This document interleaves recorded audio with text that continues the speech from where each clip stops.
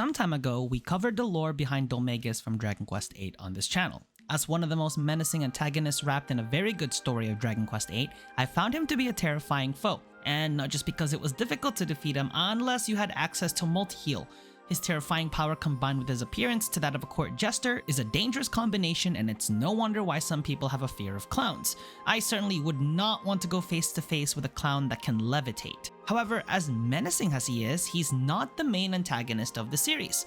Although I would have been happy if he was, considering how strong Square Enix made him, but there is a being far stronger than Dulmagus, and this is what we'll be delving into today's video. This being, in fact, is the reason Dulmagus and other characters were very strong in the game. The influence from this entity, even though we only see his true form at the end of the game, and spends most of it hibernating within a staff, was strong enough to influence those that came into contact with the scepter to commit evil deeds despite their morals. That being is known as Rhapthorne, who serves as the overarching antagonist behind Dragon Quest VIII. His actions throughout the story is the reason the world almost fell into darkness, were it not due to the actions of the hero and his companions, Jessica, Yangus, and Angelo. But who is this being, and where did he originate from? How did he come to be sealed in a staff to be eventually released to unleash chaos in the world again? We will discover this and more as we take a look at the lore behind Dragon Quest VIII's Rhapthorne, the Lord of Darkness.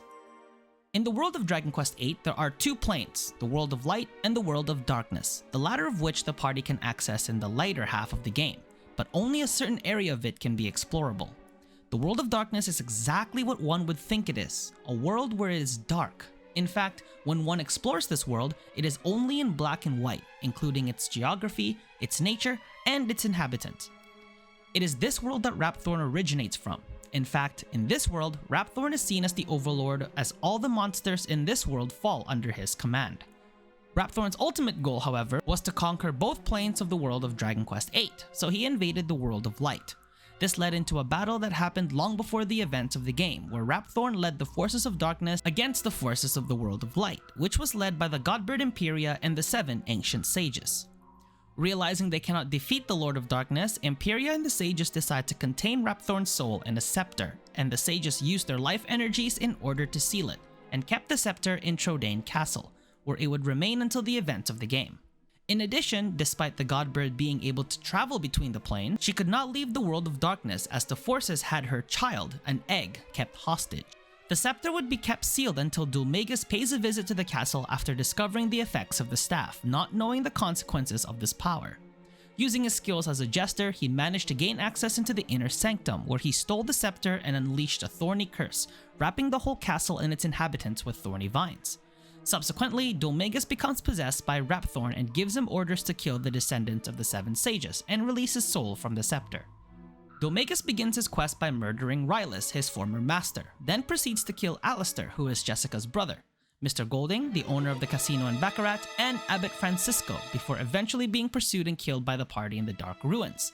Unfortunately, due to the party not being aware of the true power of the scepter, when Jessica gains possession of it, she becomes possessed by Rhapthorne and continues his work. Jessica then proceeds to kill David, the servant of Domenico, before being liberated herself by the party, with the staff coming to possession of Leopold, Domenico's dog, who is the next vessel for Rhapthorne before he completes his task. Leopold heads for Ortusk and kills Marta, then to the residence of the Lord High Priest and attempts to kill the last descendant, before being stopped by the party. Marcello then takes the staff, and while Rhapthorne attempts to possess him, Marcello's pride is too strong for his mind to fall under the Lord of Darkness's control. In the aftermath, Marcello frames the party for the death of the Lord High Priest and sentences them to Purgatory Island. Meanwhile, he kills the Lord High Priest himself, killing the last descendant of the 7 sages. Marcello then heads for Neos and confronts the party after they escape, leading to his defeat. With his mind and body being weaker, he becomes fully possessed by Rhapthorne and destroys the goddess statue, releasing the Black Citadel underneath, where Rhapthorne's body is contained. The party then pursues Rhapthorne while they find him in his throne room in his weaker form, as he has not yet fully merged with his body, and battles him. But afterwards, Rhapthorne uses Ruin as a distraction for the party while he completes his transformation to his true form. In order for the party to defeat Rhapthorne's true form, they will have to gather the 7 orbs of the descendants of the original sages, which are located at the places where they died throughout the story.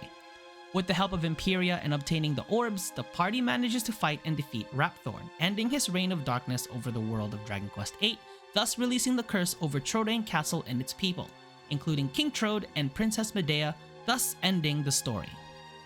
While it is obvious that a lot of Rhapthorne's work was done through the influence of others, it is not necessarily easy to get the job done yourself if your soul is stuck inside that of a scepter and your body is trapped under a goddess statue. Regardless, he still managed to do a lot of damage in the world of light and showed tremendous power when he was reborn. And that about does it for the lore behind Rhapthorne. I was amazed when I realized that Dulmagus was not the final boss, but Rhapthorne's power added a bigger element to the story of Dragon Quest VIII. Even though we don't fully get to explore the world of darkness, it would have been cool to get a deeper dive into that world he originally ruled before deciding to attack the world of light. What did you think of Rhapthorne? Did you wish he had a more menacing form than the one we saw him in the game? Do you use him in Dragon Quest Tact? Big shout out to those who play the game, by the way. It is a bit of a gotcha, but as someone who's a massive fan of Dragon Quest, I couldn't resist to play it. Let me know in the comment section if you played the game, and as always, leave a like on this video if you enjoyed and subscribe to the channel if you wish to see more content. This is Enzo signing out, and I will see you all in the next lore video.